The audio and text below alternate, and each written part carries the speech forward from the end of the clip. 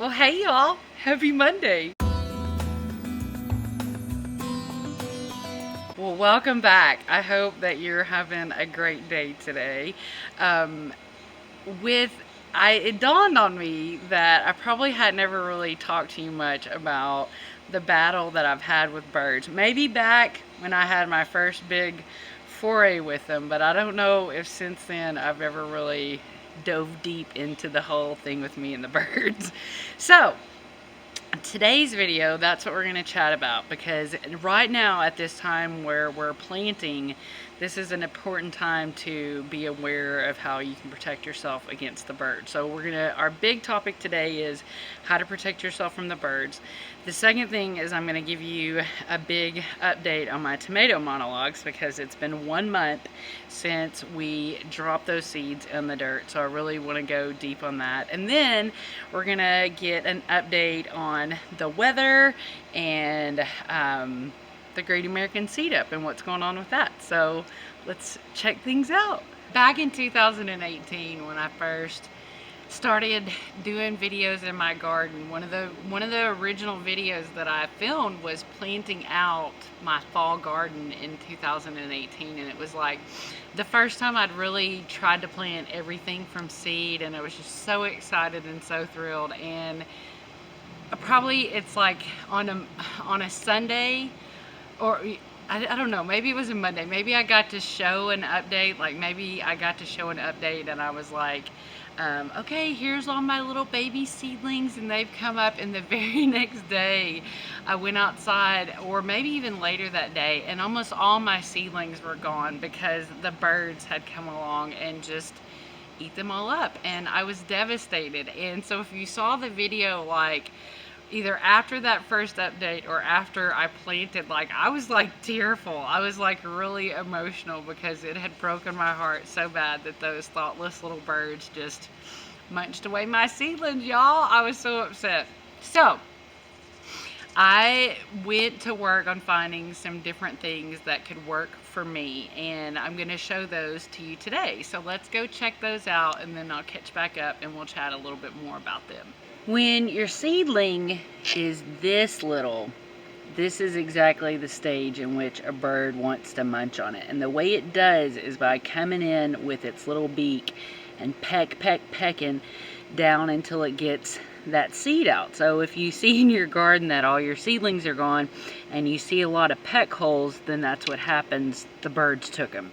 So that's why something as simple as this that has an open top will still protect your plants, because the birds can't get close enough to peck to dig up that seed, because that's what they want, is the seed that was grown from. So once they get to this stage where they've gotten their second and they're going on to their third set of leaves, the birds really don't care about them, because all that nutrients and all that goodness that they want is in that first seed, and that first seed is kind of what feeds the plant. So it makes sense why it be so nutritious and flavorful and interesting to the birds. So this is one of my favorite things, and I think that you could do this with a styrofoam cup.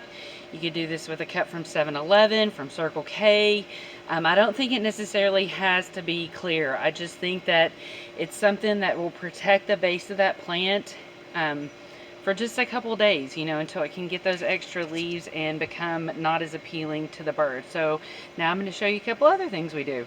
Another thing that I'm a big fan of is using old berry containers. So you can use it with the lid on it, or you can use just the lid itself to form kind of like a little shell there. Now it doesn't look super secure because it doesn't have to be. It's just kind of tricking dumb birds from being able to get down here to the base of your plant. This is a bigger berry container.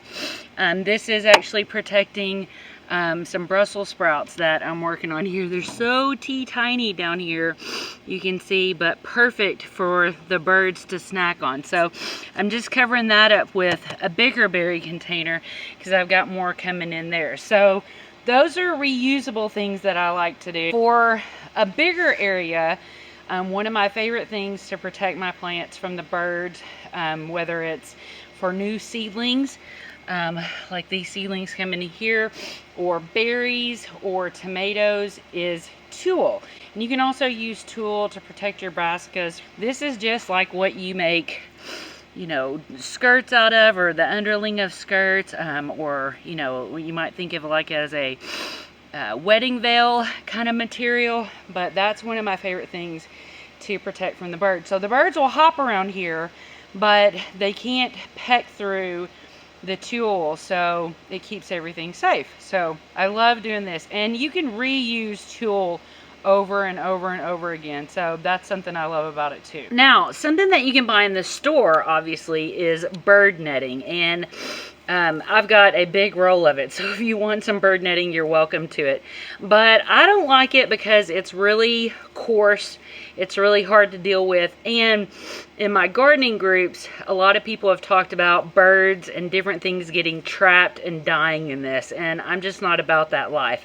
So I'd much rather something like the tulle to keep them away in large areas than I do bird netting. So seriously, if you want some bird netting, send me a message and I'll hook up and get you this big roll I have. I showed you my kind of 3 favorite things to use to protect my new seedlings from birds: the tulle, the open bottom cups, and reusing my berry containers. So I hope that that encourages you to save some things from around your house that could help protect you against the birds. And I wasn't joking. If you want that bird netting, because you need to, maybe you want to cover up trees, but like I said, I prefer not to use it because I don't want to have to deal with any little dead critters that got caught up in there. And I do want to be as humane as I can when it comes to gardening.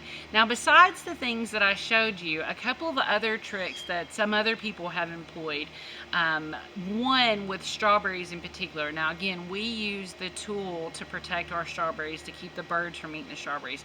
But if you look right here, you'll see this cute little picture where people have actually made a project out of painting little rocks to look red and putting those around their strawberry plants. Now, that's not something I've done, but I totally believe that it would work because we've done something similar before with our tomato plants. And what that was is we had saved some really, really inexpensive red Christmas ornaments, and we hung those on the tomato cages, and that was brilliant for keeping the birds away. Now, most of those tactics, if you're trying to trick the birds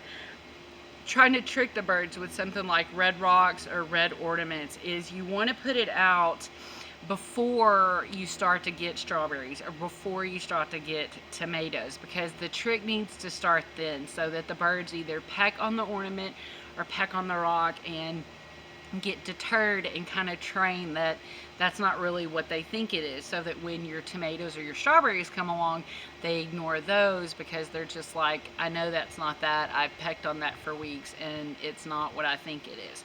So those are a couple of things that you can look up too. Another thing that I've found that is really super cute, especially if you don't want to have plastic containers all over your yard, is getting like a wire or a chicken wire cloche. So you might be more familiar with a cloche as being like a glass bell kind of container that you could set over like a plant in the house. But those are great in your garden in the winter, but they're also, if you had one that was made out of chicken wire or some type of wire, then you could easily use that to put over your plants to protect them from birds as well. So I've seen people do those, especially using larger size ones when they're trying to protect certain flowers from getting pecked on before they get to their flowering stage. So that's one for you to consider, and I'll put a little picture up right here to give you some kind of ideas of what that could look like, and maybe you could even make one if you needed some big ones. So I'm super excited to update you on all my little tomato babies, and this tray that's in the middle here, I'll give you a little glimpse of that. These are my primo babies, and they are all like a good, I mean, they're taller than their cups for sure. So this is my best tray, and this is my second best tray, and a lot of them are really tall. So these, all of the ones that are in peat cups need to move up into solo cups, and really all of these are ready to move up too. I don't think I'm even going to take the time to move those to peat cups. They just need to get to their final destination. Now this is the one remaining little baby tray. This was the second round of seedlings that I took out of the ones that I dropped, and they're doing well. They've had one fertilizing, they've had one bump up of soil, so it looks like these 4 right here might be the strongest, but we're going to see what we can get out of here to give away and share. But I feel like I really am just right there ready to plant these up. And will you look at the stem on that thing? It is so big, and there's some in there that are even fatter than that. And today is basically our 1-month anniversary since I wildly just like sprinkled tomatoes into a medium, tomato seeds into a medium, while I chatted with you about all of my woes with growing tomato seedlings. I want to show you one more, because this one is a mamma jamma.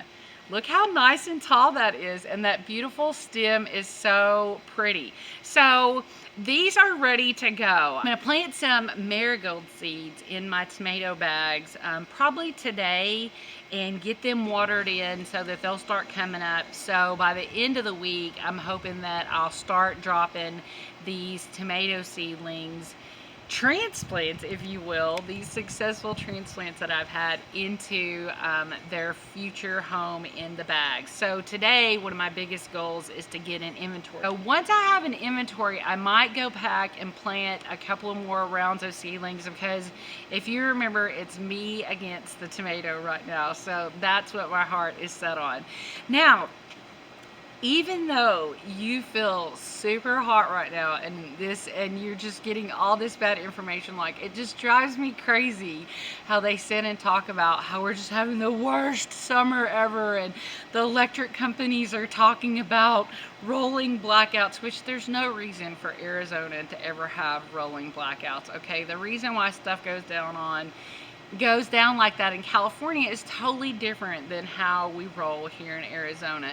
But what I want you to know is, when you really think about it, this isn't any hotter than it's ever been, and we really just have about 2 more weeks. Now for me, over 110 is where it's uncomfortable for me. And I'm not saying that I love between 109 and 100, but the closer we get to 100, the lot more doable it is for me. So the good news is that we really just have this week of September left, or August.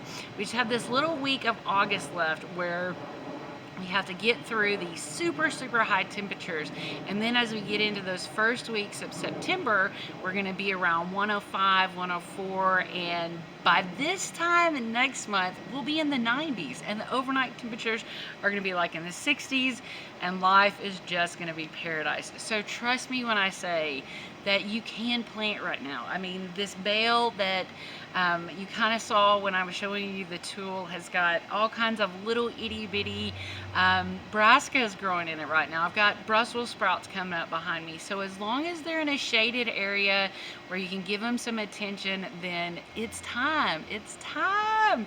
So get to planting, friends, because it's cooling off and it's time for us to get pumped about this next phase of gardening. I spoke to you a couple weeks ago about the Great American Seed Up and their shopping cart, and the ability to set up your purchase for the Great American Seed Up is live. So they've got a couple of different packages. The base one starts at about $160. And then they do also have a design your own package. So I think you still have to meet kind of that minimum level, but if you don't like the way that they've arranged any of the other packages, definitely go for that design your own package and get together with your friends, your family, your local organizations, and see about how you can spread around that seed love. So get over there and get your orders placed for picking up those seeds at the end of September, and I hope you're just as thrilled as I am about getting into this next phase of gardening here in 2020. Well, I hope you enjoyed my little video today, and I hope that you are beginning to save some things around your house that could help protect you and your seedlings from the attack of those thirsty, hungry birds. And I also hope that you're thrilled to pieces about the cooler weeks that are ahead of us, and I hope that you're thinking about what you're going to order from the Great American Seed Up. So let let me know down below what you're planting, what seeds you might need, because if you're here in the valley, I would love to hook up with you and give you some seeds to get you going. But let me know down below what you're planting and what your plan is, and I hope you have yourself the best day ever.